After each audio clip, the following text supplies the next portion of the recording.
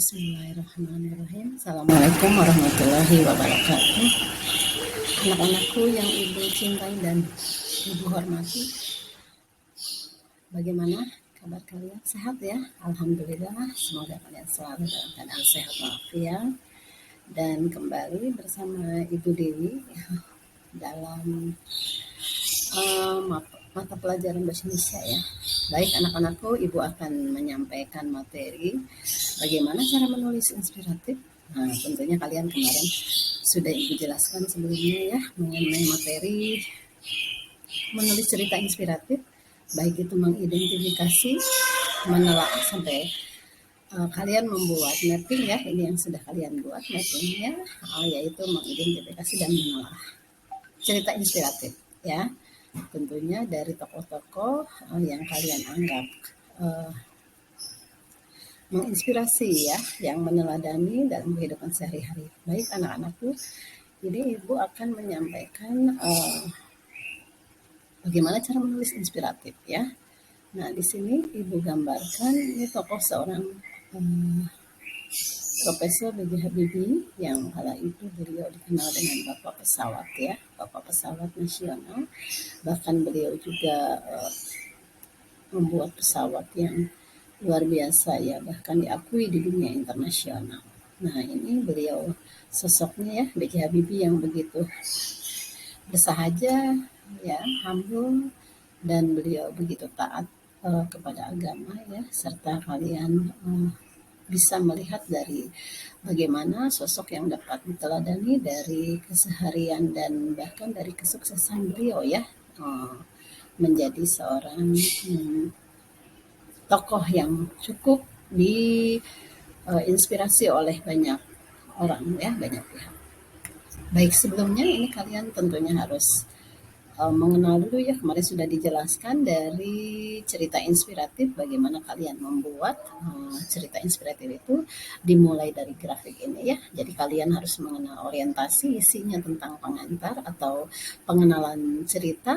Lalu perumitan peristiwanya di sini dimulai dari kisah-kisah perjalanan yang dianggap itu mengharukan ya, kesedihan atau sulitnya dalam menjalani hidup, lika-liku hidupnya. Tentunya dalam kesehariannya tidak ada yang mulus-mulus saja ya, melainkan ada peristiwa-peristiwa yang dialami, ya baik itu sebuah kegagalan atau perjalanan yang memang harus diarungi karena ada sebuah masalah ya yang harus ditempuhnya, sehingga dalam sebuah cerita inspiratif ini tentunya diperlukan sebuah mental yang kuat ya dalam menghadapi sebuah permasalahan, tentunya dari diri kita sendiri ya, bagaimana menghadapinya dengan bijak dan dengan tenang ya. Tentunya kalian juga di sini bisa mengambil dari peristiwa-peristiwa yang kalian alami ya.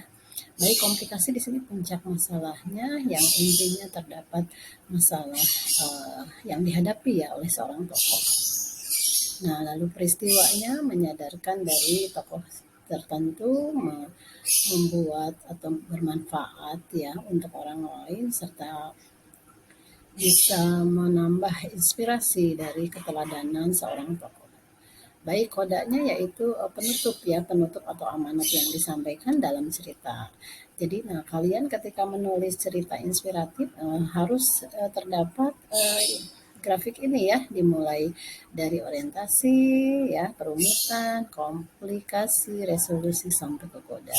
Sekiranya kalian kemarin sudah ibu jelaskan berulang-ulang di video pembelajaran dan kegiatan belajar di kelas ya, kalian juga sudah membuat contoh dari kisah-kisah cerita inspirasi yang kalian ambil ya, atau kalian baca dari teks ya, bisa itu dari buku atau dari cerita-cerita yang kalian ambil ya dari penelusuran kalian yang membuat kalian teristimewa atau berkesan dari cerita yang akan kalian buat nanti.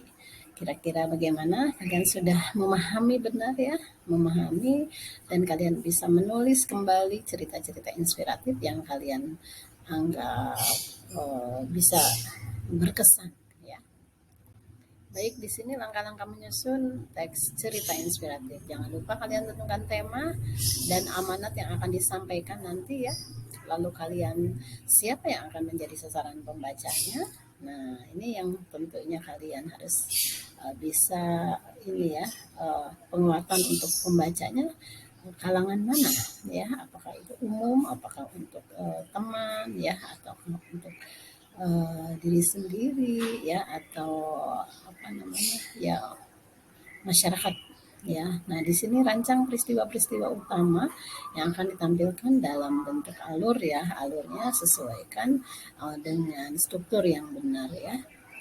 Jadi alur pembuka ya, alur isi dari konfliknya, lalu dari alur penyelesaian sampai ke penutup ya. Baik, peristiwa yang utama itu ada dalam bagian awal perkembangan dan akhir cerita. Ini pada dasarnya umum ya. Jadi kalian harus memahami dulu ketika kalian akan menyusun sebuah cerita inspiratif. Baik, lanjut di sini bagaimana langkah-langkah menyusun teks cerita inspiratif. Nah, rincian peristiwa utama ke dalam detail-detail peristiwa sebagai pendukung, susun tokoh dan perwatakan serta latar sudut pandang ya, mengerti aturan tanda baca, puebinya kalian perhatikan benar-benar ya. Karena ini menulis ya, kalian mengembangkan dalam cerita inspiratif, tentunya ini akan dibaca oleh orang lain dan orang lain pun akan menganggap ini cerita sangat menginspirasi dan memotivasi ya. Nah, lalu susun cerita tersebut dengan struktur yang benar serta kebahasaan yang kemarin sudah dibahas ya, apa saja yang terdapat dalam struktur inspiratif.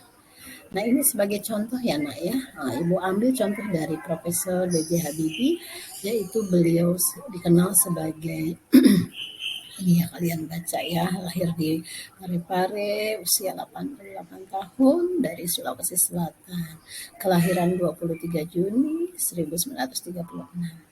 B.J. Habibie juga menjadi presiden ya ketiga di Indonesia selama 1,4 tahun ya, dan 2 bulan menjadi wakil presiden RI kedua ke-1.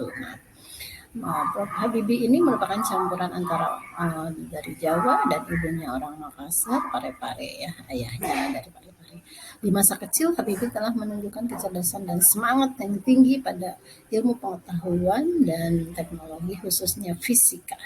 Selama 6 bulan, ia kuliah di Teknik Mesin Institut ITB ya, dan dilanjutkan ke Rheinische Technics Karlsruhe, Jerman 1955 dengan dibiayai oleh ibunya R.A. Tuti Marini Puspowardoyo. Habibie muda menghabiskan 18 tahun untuk menyelesaikan studi S1 hingga S3 di Aachen, Jerman ya. Luar biasa, beliau punya semangat yang tinggi untuk sekolah ke luar negeri ya.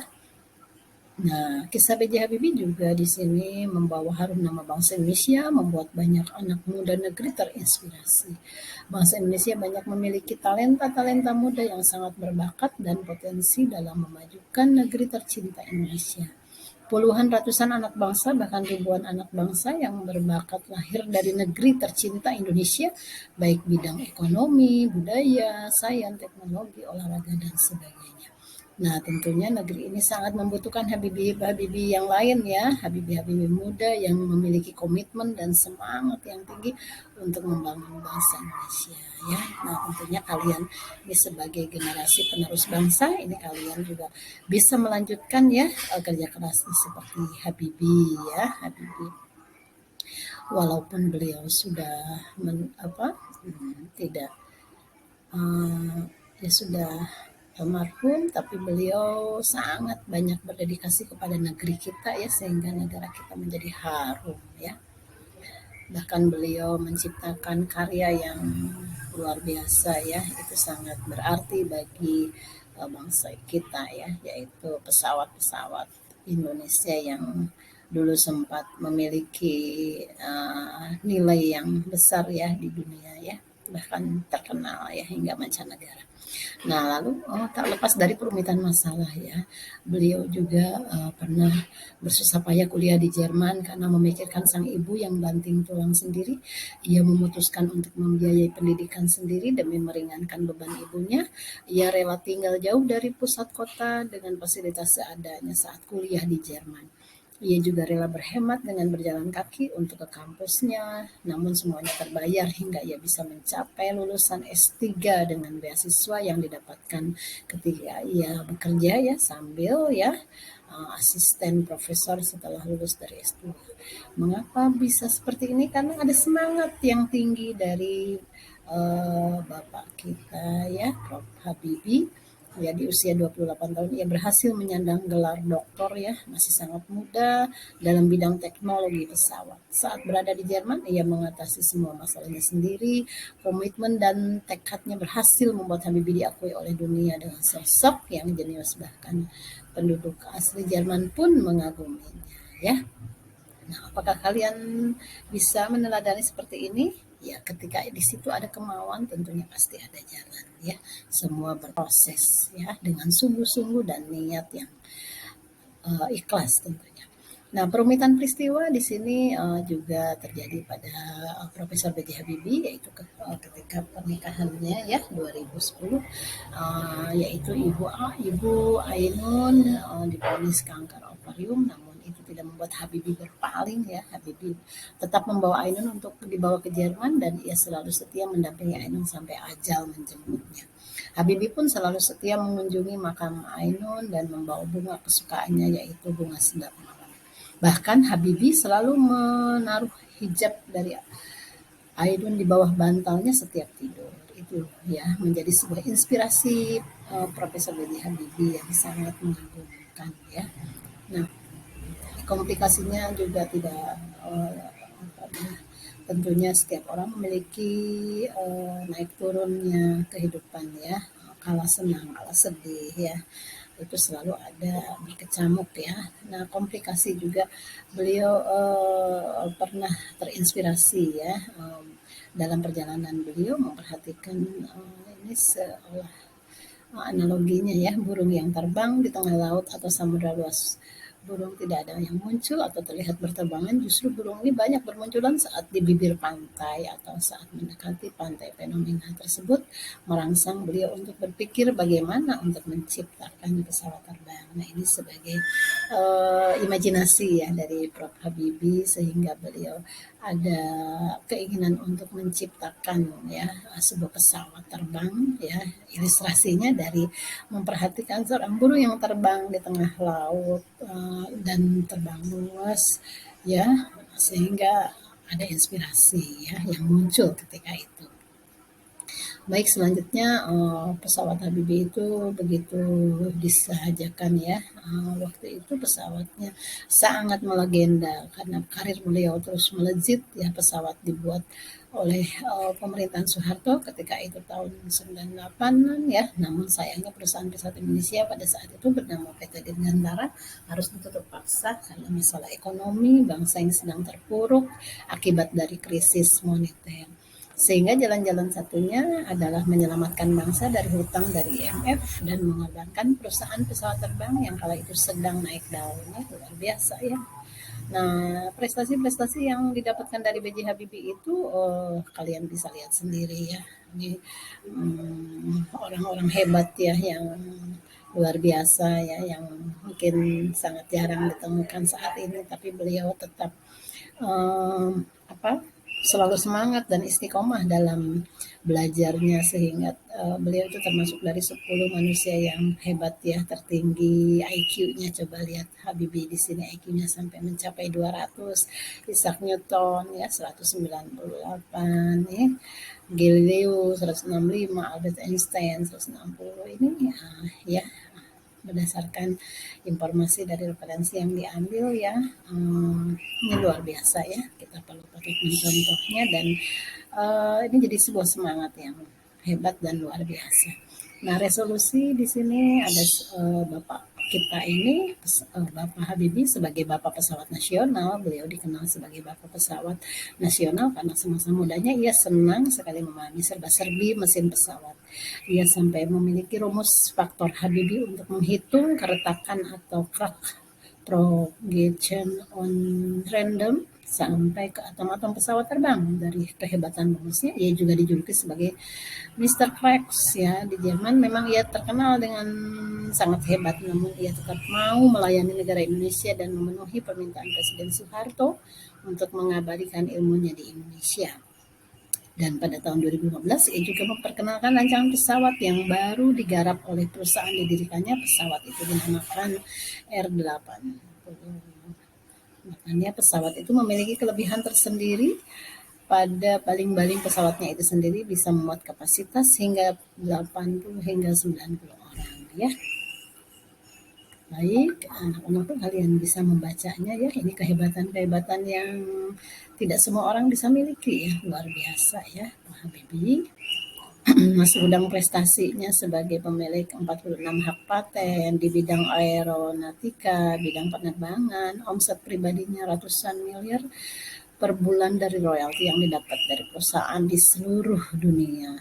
Acara televisinya juga menjadi kesukaannya adalah menonton Hafiz Cilik Indonesia di RCTI dan mengundang 18 peserta terbaik ke rumah pribadinya di Patra Kuningan dan menikmati, dan akhirnya beliau bisa menikahi teman SMA-nya yaitu Ibu Hasri Ainun pada tahun 1962, 18 tahun, dan menyelesaikan S1, S3 di Aachen, Jerman ya. Begitu luar biasa. Beliau mendapatkan cum laude doktor teknik prestasi ya, dan pada masa menjabat sebagai Presiden Undang-Undang Otonomi Daerah disahkan Habibie dan menyumbang berbagai hasil penelitian dan sejumlah teori untuk ilmu pengetahuan teknologi di bidang termodinamika, konstruksi, dan aerodinamika. Baik, ini kodanya untuk amanatnya. Bangsa Indonesia pernah disebut sebagai macan Asia karena kekuatan tentara Indonesia. Bangsa ini juga disebut sebagai negara yang memiliki ketahanan pangan yang baik, dan bangsa ini juga pernah melahirkan seorang B.J. Habibie yang menemukan penemuan-penemuan dan ilmu pengetahuan teknologi yang diakui oleh dunia. Orang hebat tidak lahir dari keadaan yang mudah, tapi orang hebat lahir dari keadaan yang sulit dan penuh perjuangan. Orang yang hebat lahir karena memiliki jiwa yang kuat dan memiliki integritas yang tinggi, serta selalu menjaga emosi dan hatinya untuk selalu bermanfaat untuk orang lain dan tanpa mengorbankan orang lain. Nah, ini prinsip-prinsip yang patut kita teladani ya, yang kalian sebagai generasi penerus bangsa, kalian harus memiliki semangat yang tak kalah dengan Habibie ya, yang muda seperti kalian ya. Kalian pasti bisa. Baik anak-anakku, Ibu rasa Ibu cukupkan sekian. Ini dari Ibu ambil dari cerita kisah ya, Profesor B.J. Habibie ya, yang luar biasa telah mengabdikan kepada bangsa Indonesia, yang selalu tetap mengimbangi ya, baik itu dari segi sikap, karakter, dan keagamaannya ya. Beliau tak pantang untuk menyerah untuk mendapatkan sebuah prestasi, bahkan beliau bisa menggeliat ke negara-negara ya luar ya, dan bahkan bisa mengharumkan bangsa ya. Nah, kalian silakan bisa kalian contohkan ya dari tokoh-tokoh lain untuk cerita inspiratif ini, sehingga kalian bisa memiliki jiwa semangat ya, tentunya untuk meneruskan perjalanan bangsa ya, yang perlu dengan semangat-semangat yang brilian dari kalian sebagai penerus bangsa. Oke ya, tentunya dari Ibu dicukupkan sekian. Semoga kalian bisa menuliskan cerita inspiratif yang lain yang berkesan dalam kehidupan sehari-hari kalian. Semangat terus dan tak pantang menyerah ya. Semangat. Alhamdulillah. Wassalamualaikum warahmatullahi wabarakatuh. Semoga kalian bisa membuat ya cerita inspirasi sendiri, dan tentunya kalian menggali dari secara detail dari hal-hal yang dapat diteladani dari tokoh-tokoh yang kalian telah baca ya, dan kalian menjadi inspirator seperti Prof. Habibie dan inspirator pahlawan-pahlawan yang lain ya. Terima kasih. Assalamualaikum warahmatullahi wabarakatuh. Semangat.